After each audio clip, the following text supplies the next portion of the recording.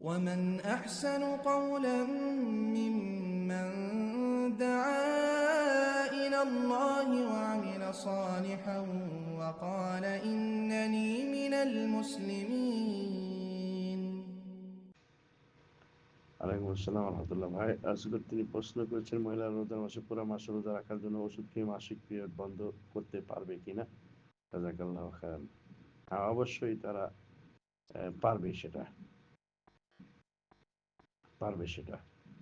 কারণ শরীয়ত বলেন ওষুধ খাওয়া যাবে না, ওষুধ খেয়ে বন্ধ করা যাবে না। শরীয়ত বলছে হাইজ হলেই রোজা কাজা করতে হবে, হাইজ না হলেই রোজা কাজা করতে হবে না।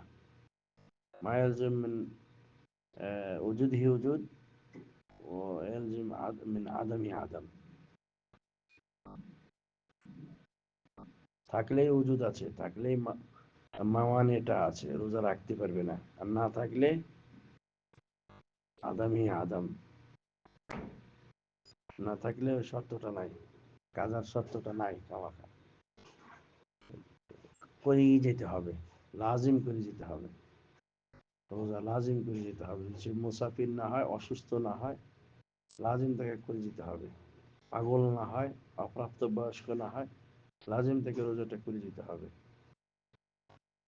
ঠিক আছে? তো যে ওষুধ খেয়ে মাসিক বন্ধ হয়ে গেছে সেটা বড় কথা নয়। বড় কথা হলো তার মাসিক হচ্ছে না।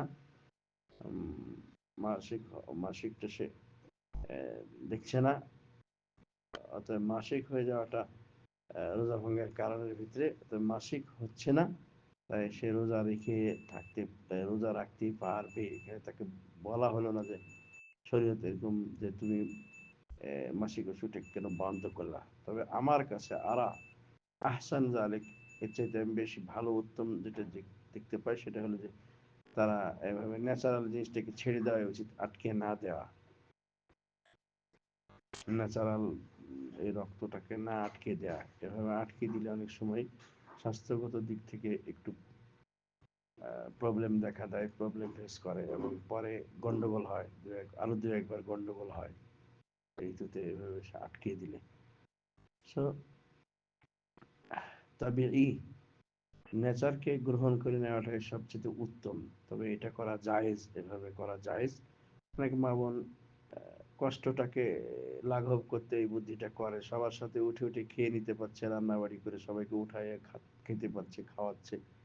হঠাৎ করে সংসারে না ঝুট ঝামেলা নানান নানান কিছুর ভিতরে একাই তার জন্য সে আবার রান্না করবে, রান্না করে সবাই রোজা থাকবে না, সে একাই রোজা থাকবে, তাকে খাওয়ার দাওয়ার পরিবেশন করতে হয়।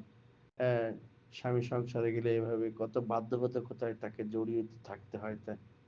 ননদের সেবা, দেবরের সেবা, বাড়ির সবার মন জুগিয়ে চলা, এত কিছুগুলোর ভিতরে সে এক্সট্রা ভাবে, আলাদা ভাবে, এরকম ভাবে রোজা রাখার একটা সুগম আর সুন্দর পরিবেশ খুঁজে পায় না। তার কারণে হয়তো অনেক মহিলা এভাবে ফরজ রোজাগুলিকে মূল্যায়ন করতে এই কাজটা করে।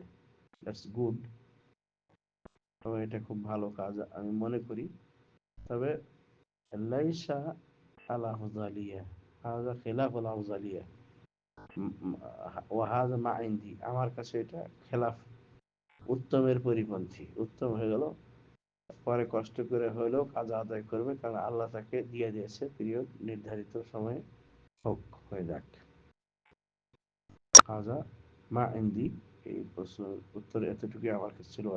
আল্লাহ প্রকৃত এলেম আল্লাহর কাছে রয়েছে। ওয়া সাল্লাল্লাহু আলাইহি ওয়া সাল্লাম।